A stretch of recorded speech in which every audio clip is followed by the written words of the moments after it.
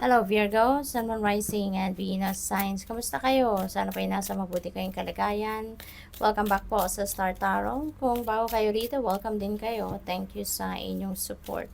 I truly appreciate it. God bless you all. Virgo, pauna mensahe ninyo, Secret Admirer. Ayan, meron kayong Secret Admirer, no? Meron kayong tagahanga dito.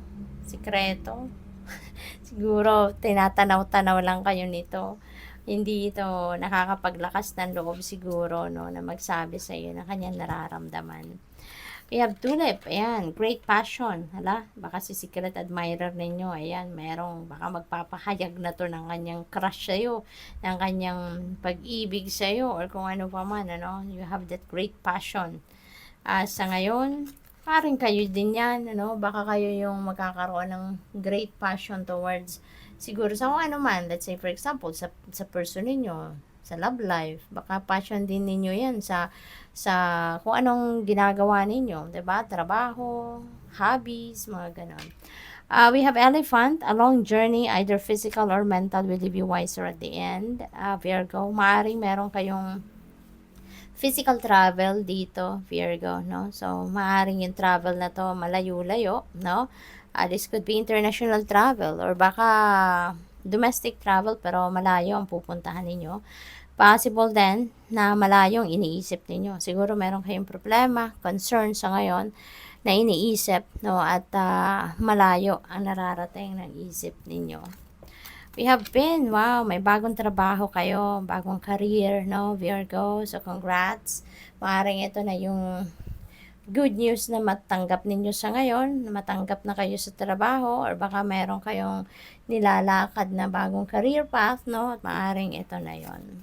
We have wind chimes. You're going to be feeling peaceful and harmonious na sa ngayon. There is peace and harmony coming your way, Virgo. So this is really beautiful kasi magkakaroon na rin kayo ng katiwasayan sa inyong isipan, sa inyong nararamdaman, no? May peace na kayong mararamdaman sa ngayon. So siguro, wala na mga away, wala na kayong ipag-worry dito. So siguro mahahanapan nyo na ng solusyon ng mga problema, yung ganun ba?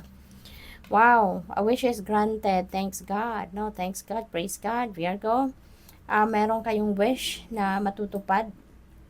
Granted na to sa spirit realm. So, kung hindi pa ninyo ito natatanggap, hindi pa dumadating sa physical realm ninyo, sa physical ninyo na aspeto, maaaring paparating pa lang ito, no? Pero definitely this is approved na, kumbaga, sa spirit realm. Merong magandang balita talagang paparating. Look at that. New job, raise, 'di ba? Merong pay raise, merong promotion siguro na maaano din kayo, promotion na matatanggap sa ngayon, ano, sa trabaho. You will have honor and respect as well, no, coming from other people. So finally, no, you will be honored and respected. Pinagtrabahuan nyo to, hinanap nyo to, kaya ayan, no, i-enjoy ninyo yan. We have inkpot, problems to be resolved, could be related sa trabaho or career, no? Maaaring gano'n. Nasa tapat niya si pen energy. Kaya, baka dyan yan. So, if this message resonates with you, no, Virgo, always remember, no, na lahat ng problema may solusyon, okay? Kaya wag kayong mag-alala. Lahat may solusyon, lahat nakahanapan ng way out, no? Kaya, don't worry about it. Pagdasal ninyo yan, ialay ninyo yan sa Holy Spirit, sa Panginoon, bigyan kayo ng gabay kung paano ninyo ito masusolusyonan, okay?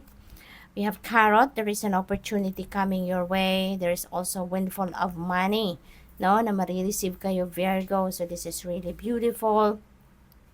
Kasi meron ditong oportunidad, no, na paparating. This could be pagkakaperahan, no? This could be a source of money. This is also a windfall of money na paparating. So, maswerte kayo pagdating sa pera sa ngayon. So, that's good.